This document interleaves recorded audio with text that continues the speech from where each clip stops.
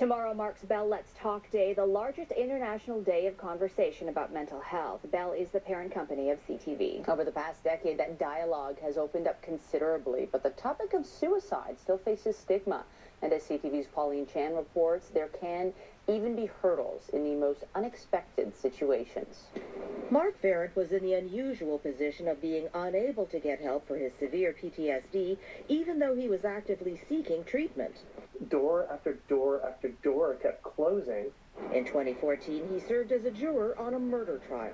You saw autopsy photos, detailed photos of the victim, of the crime scene, very detailed overview of each of the wounds. This individual, it was a very violent homicide. His mental decline accelerated after the trial. I, at one point, really did feel like people would be better off without me. But because jurors are sworn to secrecy, he couldn't talk to mental health professionals. In Ontario at the time, an order allowing mental health treatment for jurors could only be issued by the trial judge themselves. Farrant began advocating to allow treatment of traumatized jurors and got support from retired Justice Patrick Lesage, who presided over the Paul Bernardo trial and authorized treatment for those jurors. Ontario finally began offering regular treatment for jurors in 2017. Today, Farrant continues his advocacy and is working with the Not Suicide, Not Today campaign by CAMH.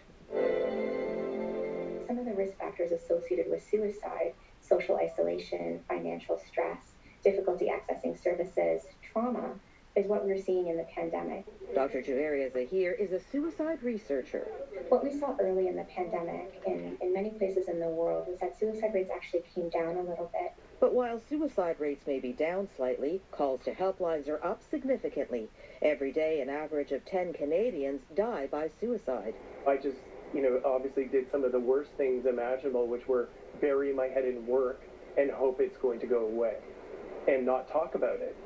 That's why Farrant says Let's Talk is such an important message. But the act of reaching out is so meaningful and so important, and getting the care that you deserve can really change the trajectory of your life. If you are in crisis, the Canadian Suicide Prevention Service is there for you at 1-883-456-4566.